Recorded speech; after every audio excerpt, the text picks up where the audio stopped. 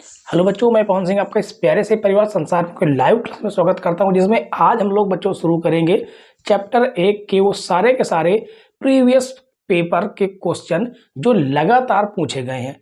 Last class में हमने वो सारे ऑब्जेक्टिव प्रश्न सॉल्व कर लिए थे जो आपके प्रीवियस क्वेश्चन थे, ठीक है। और आज हम आपको लेकर आए हैं सब्जेक्टिव प्रश्न और बहुत ही मोस्ट इंपॉर्टेंट प्रश्न, और साथ में प्रश्नों के साथ आपको वो सन भी दिखाई देंगे जो जिस सन में पूछे गए प्रश्न है, ठीक है। तो चलिए शुरू करते हैं।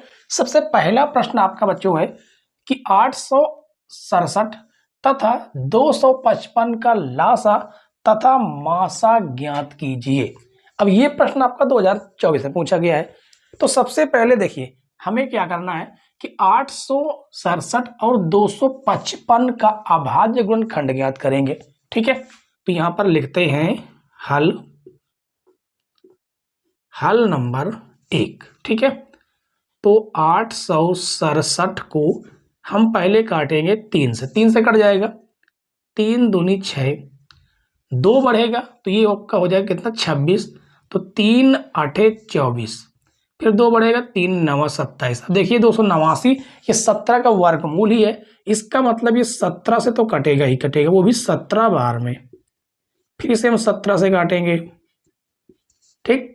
और इसके बाद हम 255 का अभाज्य गुणनखंड ज्ञात करेंगे। 255 का पहले 5 से काट देते हैं, 5 5 25, 5 51 5। अब ये 3 से भी कट जाएगा, हम चाहे तो पहले 3 से काट सकते हैं, कोई दिक्कत नहीं है, ठीक है। 3 से काटेंगे, 3 51 3, और 2 बढ़ेगा तो 3 7 21, अब ये 17 से कटेगा, 17 51 17, ठीक है। तो देखिए सबसे पहले आपको 867 का अभाज्य गुणनखंड लिखना है, 3 × 17 × 17, ठीक है। इसी प्रकार 255 का आपको अभाज्य गुणनखंड लिखना है, लिखेंगे 3 × 5 × 17, ठीक है। अब यहां पर लिखेंगे एलसीएम। एलसीएम में आपको क्या करना है, ऊपर के सारे नंबरों को आपको नोट कर लेना है, जो भी आपका अभाज्य गुणनखंड है उन सारे गुणनखंड को आप नोट कर लेंगे। उसके बाद अब दूसरा आपका दूसरे नंबर का अभाज्य गुणनखंड है, उससे आपको वो नोट करना जो आपने नोट किया ही नहीं। तो देखिए 3 आप ऑलरेडी नोट कर चुके हैं, 17 ऑलरेडी नोट है, अभी आपने 5 नोट नहीं किया है। अब इसका हम क्या करेंगे, गुणा कर देंगे आपस में, ठीक है। तो गुणा यहीं पर कर देते हैं, क्या दिक्कत है। तो ये तो आपका 17 × 17 289 हो जाएगा, ठीक है, 289, और ये हो जाएगा 15 3, 5 3 15, ठीक है। अब इसका हम क्या करेंगे, गुणा करेंगे।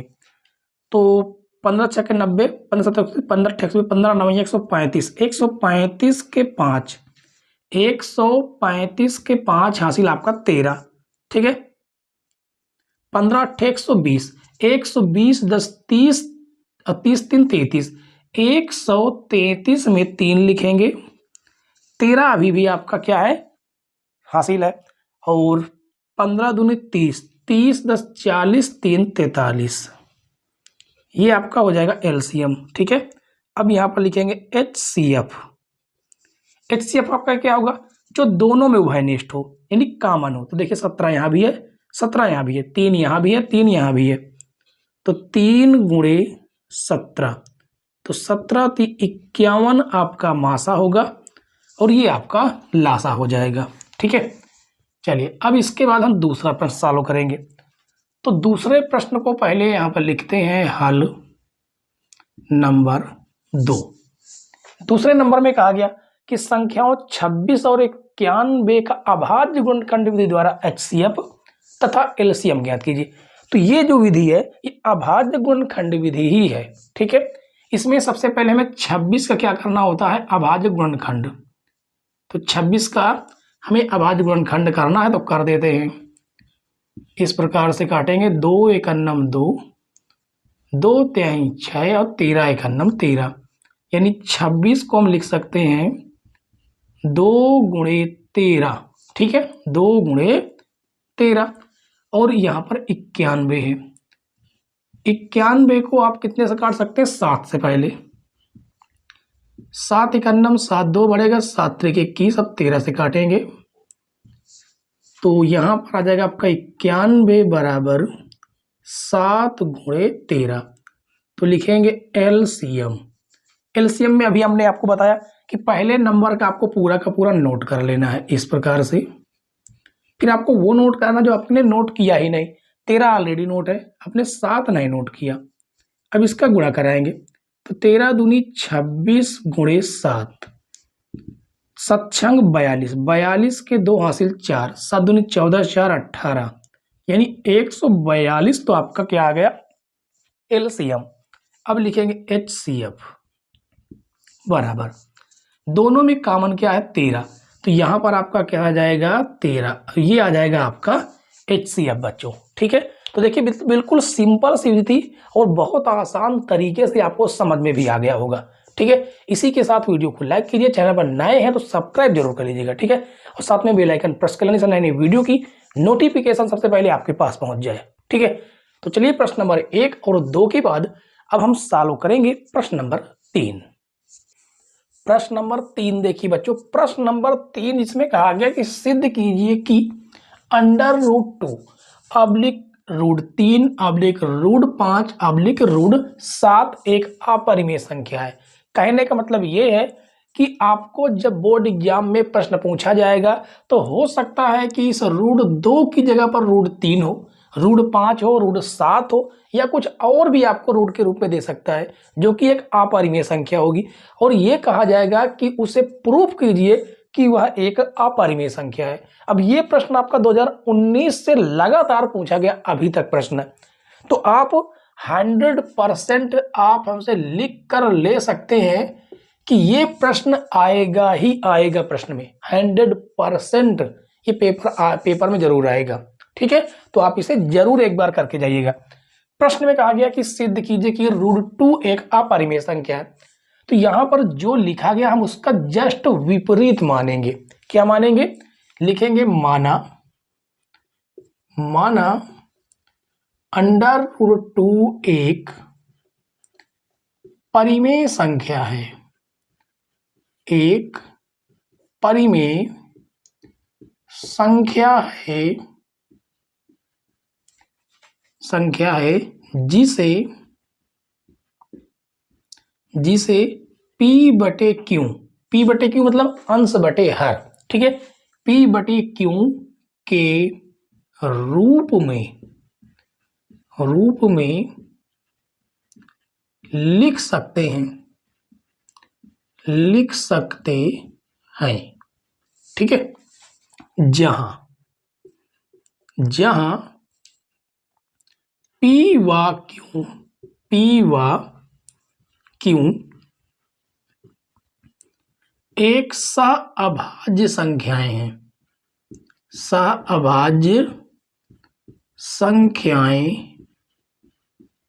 हैं, सहअभाज्य संख्या मतलब होता है कि ऐसे दो नंबर जिनका HCF मात्र एक हो, एक दूसरे से कटनी नहीं चाहिए, ये कहने का मतलब है। ठीक है, तो इसे हम लिखेंगे √2 बराबर P बटे Q। ठीक है, अब यहां पर हम दोनों पक्षों का वर्ग करेंगे, तो लिखेंगे दोनों पक्षों का वर्ग करने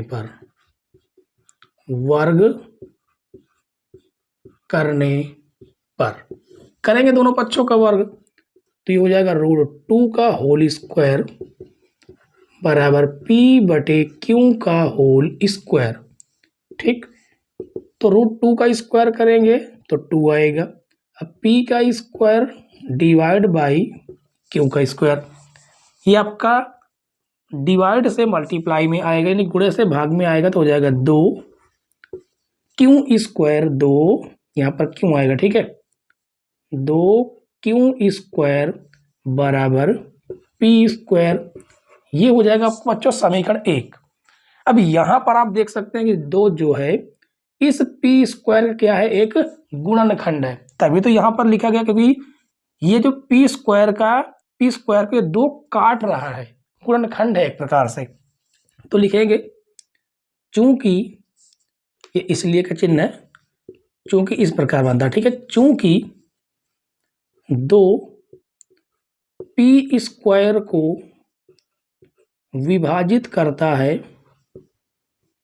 विभाजित करता है, इसलिए दो पी को भी विभाजित करेगा, विभाजित करेगा। ठीक है, कहने का मतलब ये है जब दो जो है पी स्क्वायर को काट सकता है, यानी कि कोई भी एक नंबर हो उसके वर्ग को काट सकता है, तो बिना वर्ग का भी उसको काट सकता है। ठीक है, अब इसके बाद आगे देखिए, अब हम क्या करेंगे, मान लेंगे P बराबर कोई भी हम नंबर ले सकते हैं, 2m ही ले लेते हैं, 2ab, आप जो चाहे वो ले सकते हैं। ठीक है, P बराबर 2m, तो जहां भी P आपको दिख रहा है वहां पर हम 2m रखेंगे, तो 2q स्क्वायर बराबर 2m का होल स्क्वायर, इस q की जगह P की जगह हमने रखा है। ठीक, तो 2q स्क्वायर बराबर 4m स्क्वायर। अब देखिए इस 2 से काटेंगे, 2 एक नम 2, 2 दूनी 4, q स्क्वायर बराबर 2m स्क्वायर, ये आपका हो जाएगा समीकरण 2। अब यहां पर देखिए ये 2 है, इस q का भी गुणनखंड है, तो यहां पर लिखेंगे चूंकि 2 q स्क्वायर को विभाजित करता है, क्या लिखेंगे, 2q स्क्वायर को विभाजित करता है, इसलिए 2q को भी विभाजित करेगा। अब आप देखिए समीकरण 1 और 2 में, समीकरण 1 और 2 से हम ये देखते हैं, जब 2 p को भी काट रहा, 2 q को भी काट रहा, इसका मतलब ये है कि p व q का एक क्या है, उभयनिष्ठ 2 है, जो p व q को काट रहा है। इसका मतलब एक के अतिरिक्त अन्य दूसरा संख्या 2 है जो इन दोनों को काट रहा है। इसका मतलब p व q का मासा कितना आ जाएगा, 2 आ जाएगा।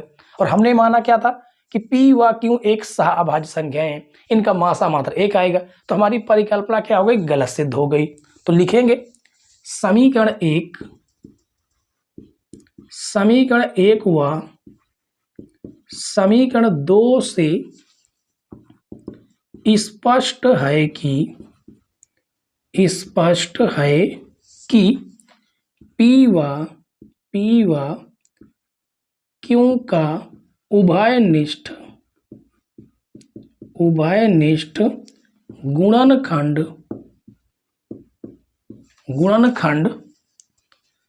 2 भी है, अतः हमारी कल्पना गलत सिद्ध होती है,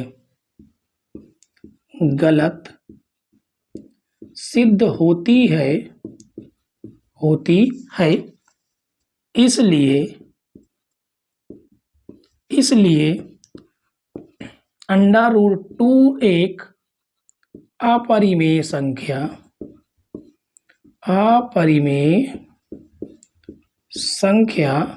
है। ठीक है, इस प्रकार से आपको बच्चों लिखना है, आपका एक भी नंबर नहीं कटेगा, ठीक है, ये याद रखना, बिल्कुल सीक्वेंस से आपको लिखना है। तो आप इसकी स्क्रीनशॉट ले सकते हैं, इसमें कोई दिक्कत नहीं, आप लोग स्क्रीनशॉट इसको जरूर ले लीजिएगा, ठीक, क्योंकि ये पेपर में आएगा ही आएगा।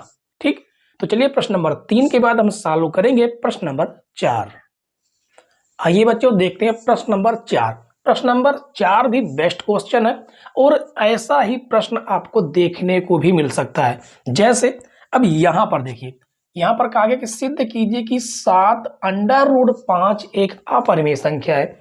अब आपको इस जगह पर आपको किस प्रकार के नंबर दे सकता है कि 3√2 एक अपरिमेय संख्या है, या ऐसा कह सकता है कि 5 √5 अपरिमेय संख्या है, मतलब ऐसा कोई नंबर देगा जो एक अपरिमेय संख्या के साथ उसका मल्टीप्लाई हो सकता है, जोड़ हो सकता है, घटाना हो सकता है। ठीक है, बाकी आने वाले क्वेश्चन में आपको घटाने वाले भी मिलने वाले हैं, यहाँ पर आपको मल्टीप्लाई वाला मिल रहा है। ठीक है, तो हम क्या करते हैं कि यहाँ पर कहा गया सिद्ध कीजिए कि एक अपरिमेय संख्या, तो इसका जस्ट हम उल्टा मान लेते हैं। ठीक है, तो यहाँ पर लिखेंगे माना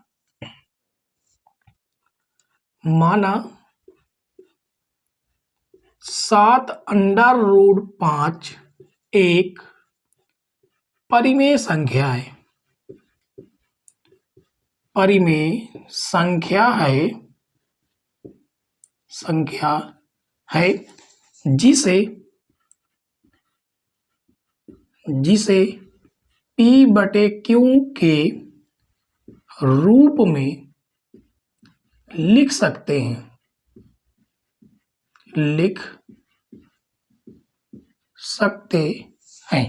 ठीक है, अब हमें क्या करना है, लिखेंगे जहां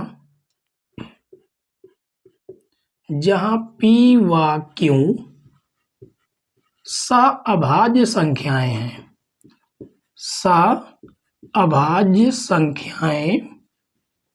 हैं। ठीक, तो लिखेंगे 7√5 बराबर P/Q। अब यहां पर बच्चों ये जो क्वेश्चन है ये जस्ट पीछे वाले क्वेश्चन से भी इजी होता है। क्यों, आइए समझिए। ये आपका 7 क्या में है, मल्टीप्लाई में जाएगा डिवाइड में, तो ये हो जाएगा √5 बराबर P/7Q, और इसे हम बना देंगे समीकरण 1। ठीक, इसके बाद हम ये कहेंगे समीकरण 1 से P/7Q अंश बटे हर के रूप में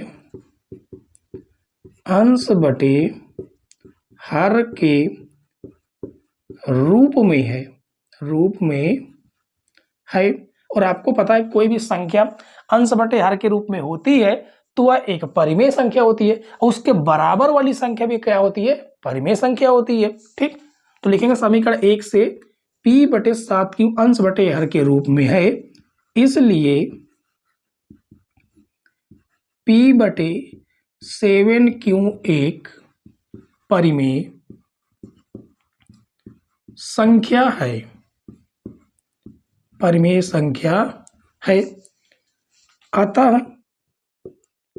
अतः √5 भी एक परिमेय संख्या होनी चाहिए,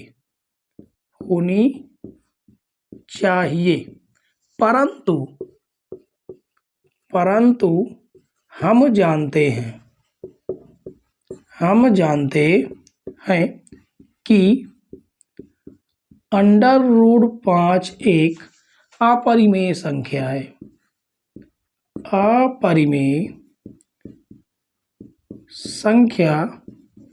है, इसलिए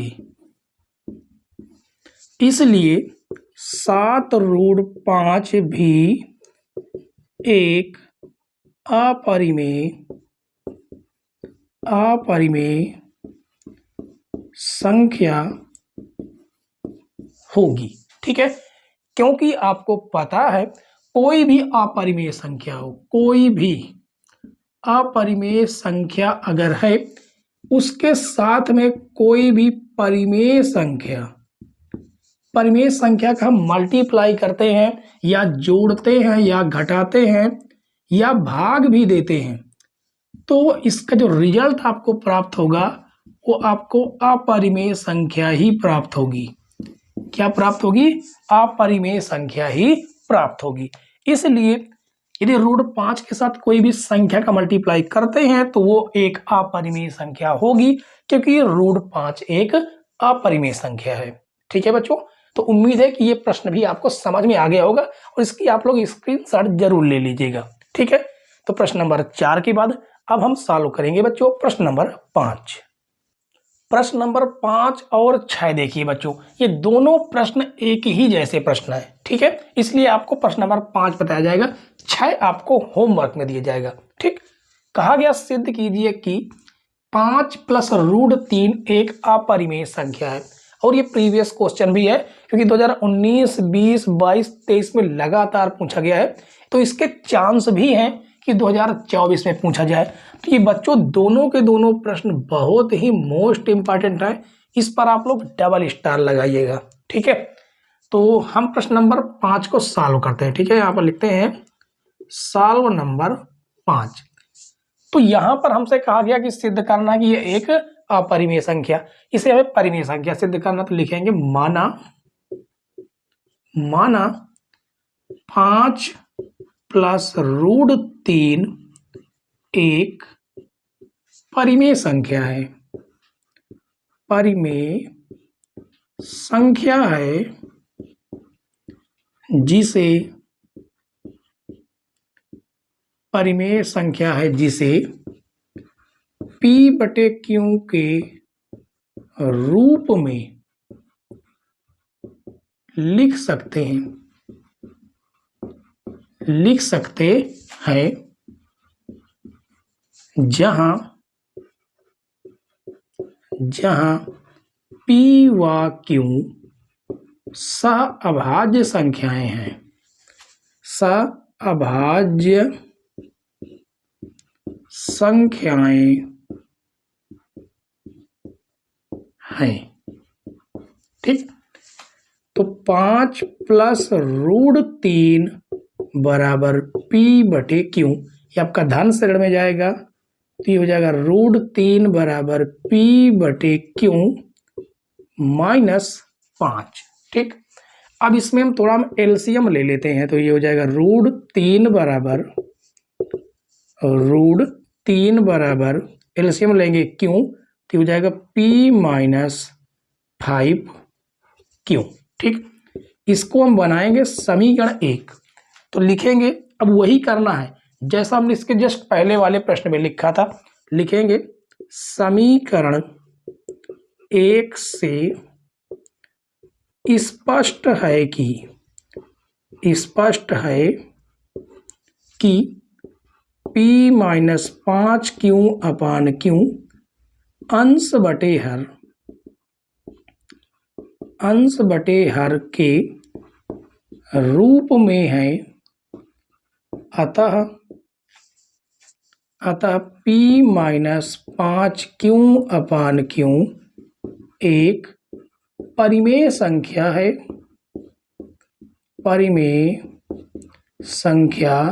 है, इसलिए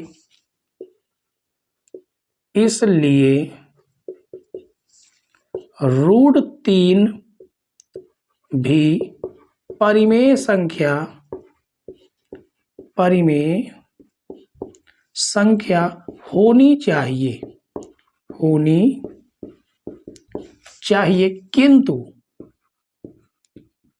किंतु हम जानते हैं कि √3 एक अपरिमेय संख्या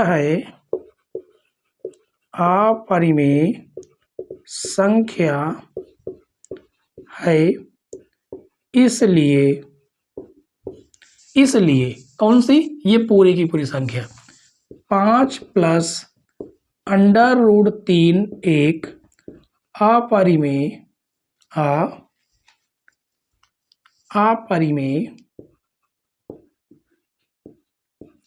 अपरिमेय संख्या होगी। ठीक, इस तरह से सभी प्रश्नों में सेम टू सेम ऐसे ही करना है।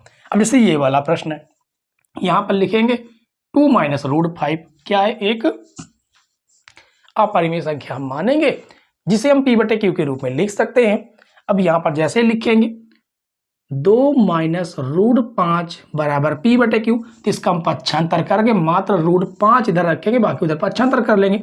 बाकी सेम आपकी यही कंडीशन होने वाली है, यही परिभाषा आपकी रहने वाली है। ठीक है, थोड़ा सा फेरबदल करना पड़ता है, बाकी सेम टू सेम एग्जैक्ट ऐसे ही प्रश्न सॉल्व होते हैं।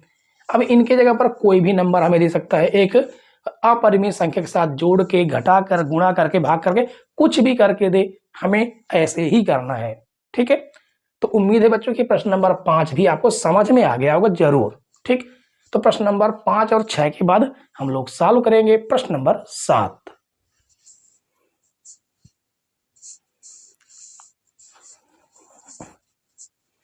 प्रश्न नंबर 7 देखिए बच्चों, प्रश्न नंबर 7 जो है वो आज की क्लास का लास्ट क्वेश्चन है। ठीक है, ये आपके जो चैप्टर पहला है इसका आज से पूरी तरह से समाप्त हो जाते हैं क्वेश्चन, और कल से हम बहुपद शुरू करेंगे। बहुपद मात्र आपकी एक क्लास में पूरी तरह से बहुपद समाप्त हो जाएगा। ठीक है, हालांकि आपका 2 पार्ट में बना है, कोई दिक्कत नहीं है, छोटी क्लास ज्यादा ठीक लगती है। कहा गया है व्याख्या कीजिए क्यों 17 गुणे 5 गुणे 11 गुणे 3 गुणे 2 प्लस 2 गुणे 11 एक भाज्य संख्या, ऐसा क्यों, ये हमें दिखाना है। ठीक है, तो जो हमें संख्या दी गई है पहले उसे हम लिखते हैं। दिया गया 17 गुणे 5 गुणे 11 गुणे 3 गुणे 2 प्लस 2 गुणे 11।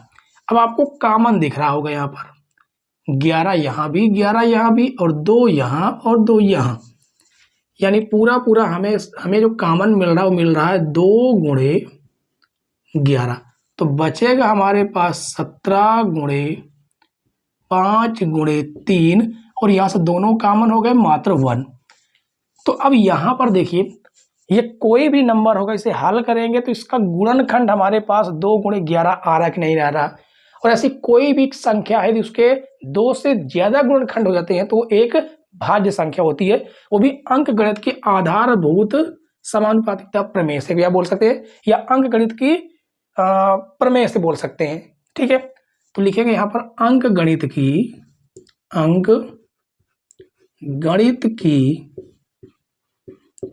आधारभूत प्रमेय से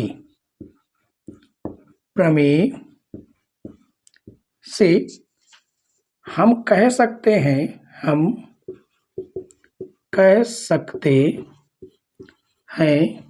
कि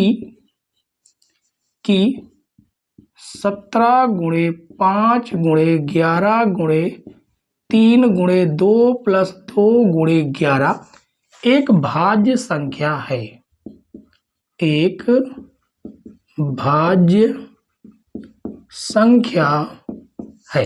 ठीक है, छोटा सा प्रश्न था लेकिन प्रीवियस पेपर में ये आया हुआ था, इसलिए हमें इसको बताना पड़ा। ठीक है, बिल्कुल छोटा सा प्रश्न था। उन बच्चों उम्मीद है कि ये प्रश्न नंबर 7 आपको पूरी तरह से समझ में आ गया होगा, और आज की क्लास कैसी लगी ये तो आप कमेंट्स में जरूर बताइएगा। ठीक है, वीडियो हमारी अच्छी लगी है तो वीडियो को लाइक कीजिए, चैनल पर नए हैं तो जरूर सब्सक्राइब कर लीजिए। ठीक है, और बेल आइकन प्रेस कर लेने वीडियो की नोटिफिकेशन आपके पास सबसे पहले पहुंच जाए। ठीक, मिलते हैं अगली क्लास में बच्चों, तब तक के लिए बाय बाय, टाटा।